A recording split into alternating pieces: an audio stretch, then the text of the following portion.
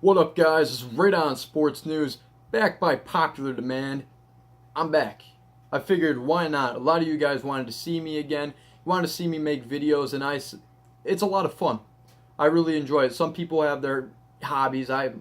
My hobby is just talking about sports. So why not do it for you guys? You know, some hobbies are parasailing or competitive eating. Mine's just talking about sports. So why not? I figured I'd come back. And we're going to be talking about the Saints-Rams championship game. It's going to be a good one. It's going to be a dogfight, as the kids like to say. It's going to be a dogfight. Obviously, if you've watched my channel for a while, you notice that Jared Goff is my favorite player. Always has been. Coming out of college, I've been a big fan. I've been a big supporter of Jared Goff. Am I going to pick him this week? Holy Jesus. I don't know. I'm going to give you my pick right now. And this, stay tuned, because what I'm going to talk about, I see a lot where I'm just not sure who to pick on this one. I'm leaning towards a team, but I'm going to go for the other one. I'm picking the Saints. 31-28. It's going to be a close game, and here's why. I just don't see Jared Goff going to the Super Bowl just yet. I just don't see it. It's going to happen. Eventually, he's going to go to a Super Bowl. Eventually, he's going to win an MVP. He's a very good player. I just don't see him beating Drew Brees at home. Back in Week 9, when I saw the Saints-Rams play and the Saints beat the Rams 45-35, I said, all right, this is going to be the championship game right here. This is going to be the championship game. And whoever has home field advantage is going to win this game. I said that back in Week 9. Well, Saints ended up with home field advantage, and I'm going to have to go with them. I'm sorry. I'm sorry, Jared Goff. If by some odd chance you're looking for stuff to view at night and you're watching my channel for whatever reason, please leave a comment down below if you are. I know you're not. But it'd be pretty dope. I'm not going to lie. Anyway, I'm looking at this, and I'm just thinking, all right, the Saints, they got off to an extremely hot start, but that's not going to happen again. I'm sorry. Sorry, Saints fans. You're not going to get off to an extremely fast start. It's not going to happen. The Rams sure as hell will not allow it. I will not allow it, okay? I will be screaming at that TV, rooting for the Rams, rooting for my man Goff, even though I think the Saints are going to win. I don't know why. I just don't know why. I look at this, and I'm going to give you a whole bunch, because I got a lot of notes and stuff written down, a lot of stats from Week 9, a lot of stuff. And I'm looking at this, and everything that I'm reading, everything that I'm looking at, all the film I've studied, all the games I watched, I want to say the Rams are going to win. I really do. Just something's eating at me and telling me the Saints are going to win. I don't know why. I'm looking at this. Gurley only ran the ball 13 times. 13 times in Week 9 for 68 yards. That's not going to happen. I swear to the Lord, it ain't going to happen. Okay? It's just not. And to add to that running game, what they did not have Week 9, they have this all of a sudden amazing beast of a man, C.J. Anderson. C.J. Anderson has played 3 weeks for the Rams, including last week's playoff game, where he just bullied, absolutely annihilated the Cowboys. Not that that's hard. The Cowboys fucking suck.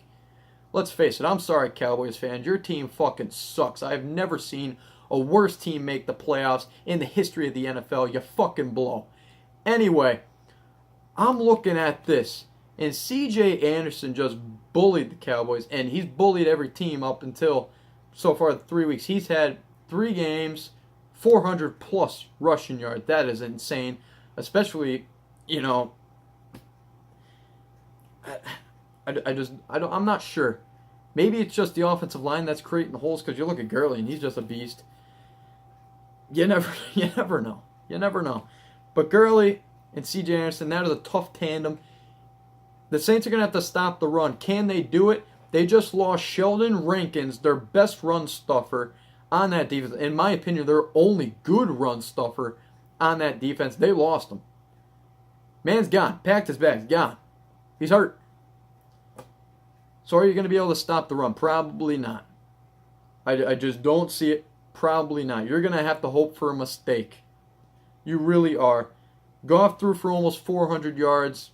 Did that have to do with a lot of they didn't run the ball? They were playing catch-up the whole entire game? Yeah. Guaranteed. Yeah, he threw for 391 yards, 3 TDs. A lot of those yards. If Gurley was running the ball, he wouldn't have thrown that many. Let's face it. But Goff still had a very good game.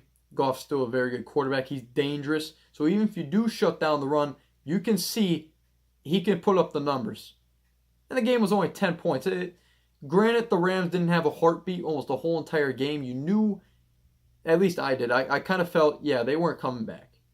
The Saints had control of that game all the way through. No matter what any analyst will tell you, oh, the Rams almost came back.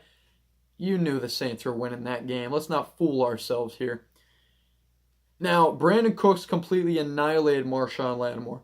Marshawn Lattimore is coming off a really big game against the Eagles with 2 picks. One of them, you know, it was a gift, really. Alshon Jeffrey decided he wasn't going to catch a ball.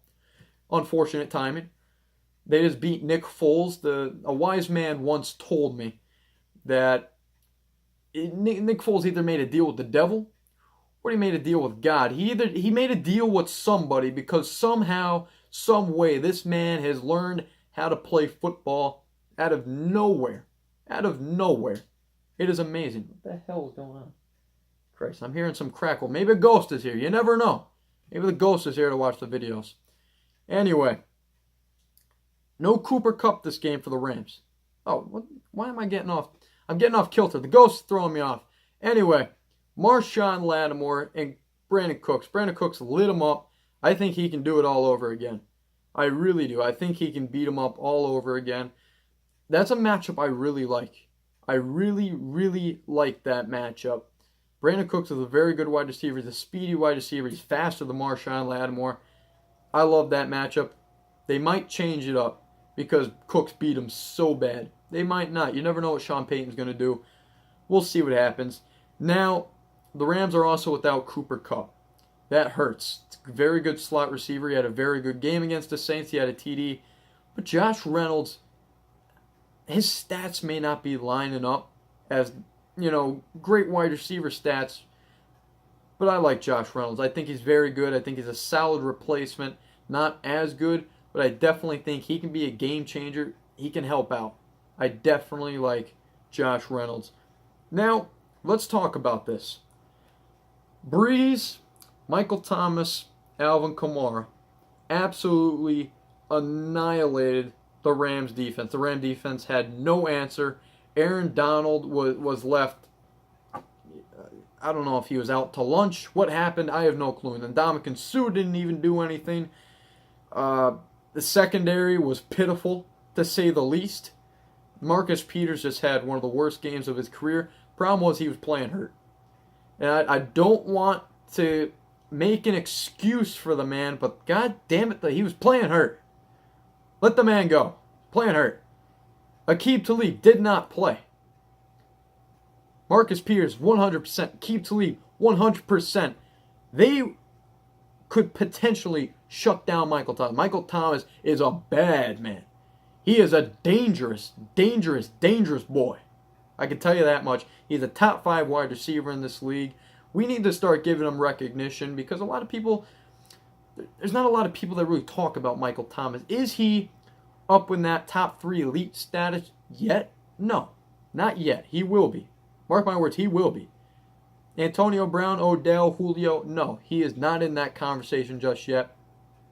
I did, however, talk with a Saints fan, and he told me that if you gave me Julio for Michael Thomas right now, I wouldn't take that trade. I'd rather Michael Thomas. And that's an interesting take. That's from a Saints fan. I can understand that moving down the road. If you're looking at this down the road, Michael Thomas obviously will surpass Julio because Julio is just going to decline. But right now, I'd still take Julio over Michael Thomas. Right now, that's just me. Call me crazy, if you will.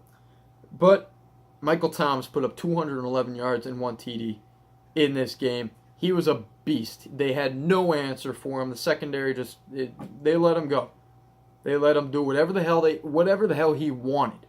And Drew Brees has an ability to throw Michael Thomas open. Drew Brees is just that great of a quarterback. He is a legend. He is a future Hall of Famer, no doubt. The man is a top. He's going to finish second in MVP voting. If Patrick Mahomes didn't have the season he did, Drew Brees should be winning this. But Patty Mahomes is a dangerous boy too. Anyway, Brees threw for 4 touchdowns, 346 yards.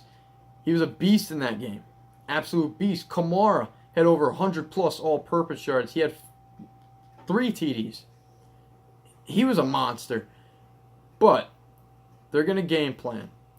And I look at it as, yeah, you already beat down the Rams in your home stadium, but I think there's more pressure on the Saints because the Rams, they saw what didn't work. Now they're going to come out with a different game plan. They'd be stupid to come out with the same game plan. And Sean McVay is a smart man. I know he's not going to come out with the same game plan. He's not fucking Jason Garrett of the Dallas Cowboys. Biggest fucking dumbass on the planet. Cowboys fucking suck. Can't say it enough. That's like the 4th time this video. But they blow. Anyway, Sean McVay is a smart man. Very smart man. He's going to come out with a different game plan. And the Saints are going to have to change because now they don't know what the Rams are going to run. They just don't know. I think there's more pressure on the winning team previous than there is on the team that came in losing. You're going to have a lot more fight. You're going to have a lot more to prove. And I think the Rams have that going for them. Everything I look at, here's one tidbit of information, if you will, that I think is very, what's the term? Very important to this game. And I look at it. Sean McVay calls most of the plays. Calls most of the plays for Rams, calls most of the plays for Goff. And he phones it into the helmet. Problem is, you have 15 seconds to do that. Within that 15 seconds, the dome, and we're playing at a dome, God forbid, it's going to get loud. You cannot, in a dome, it gets loud. It's louder than an outdoor stadium. It is electric. Absolutely electric. If Goff cannot hear Sean McVay, he's going to have to go up to the line and call his own plays. Is he smart enough to do that? Yeah, he's definitely smart enough to do that. But smart enough to make the better plays than McVay, I'm not exactly sure just yet. I think he might be a little too young, might be a little too immature. I'm just not seeing it right now that Goff can handle this team, handle the play calling all right now. I think McVay's doing a hell of a job. And if the Saints fans can take McVay out of this game by Goff not hearing him, I think that's going to be huge, absolutely huge advantage. And I think that's going to happen. Now, what I also think is going to happen, a little prediction here. We saw against the Eagles last week that Ted Ginn came back. Sean Payton wanted Ted Ginn to get right into the game, and they passed it. Drew Brees underthrew him. Drew Brees underthrew him through a pick to Avonte Maddox, the 5'9" moron. Okay, I don't like Avonte Maddox. He sucks. Let's face it. Anyway, if Drew Brees came out throwing a really good ball, he led him enough that he was gone for a touchdown because he beat everybody. He was gone for a touchdown. I think they're going to come out and do the exact same play, first play or early on. You know, might not be exactly first play, but it's going to be extremely early on, if not the first play. I expect them to go right back to that play that didn't work in the Eagles game. Something's telling me that's going to happen.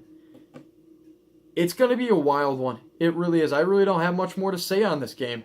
It's going to be extremely fun to watch. I'm a big Goff fan. I'm going to be rooting for the Rams. I'm not going to be mad if the Saints win. I'm really not going to.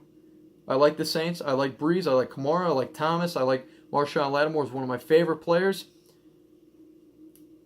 Cam Jordan's pretty cool. Why not? Cam Jordan. I'm picking the Saints. As much as I want to say the Rams, as much as everything on my paper, everything I've watched, all the film I've studied, everything I've looked at points to the Rams winning this game, something in my head's telling me the Saints are going to win. So I'm picking the Saints 31, Rams 28. It's going to be a close game. It's going to be one hell of a game. It's going to be a lot of fun to watch. Best of luck to both teams. It's going to be fun. If you like the video, remember to like, comment, and subscribe. And if you want to add something below of either I missed or if you disagree with, I'd love hearing your comments, your feedback on the video. I always respond to every comment I get. It's a lot of fun. I love reading them. Just seeing you guys watch the video and leave a comment below, it's awesome. It's awesome. Anyway, we're back. Always remember, right on, brother. And we'll see you.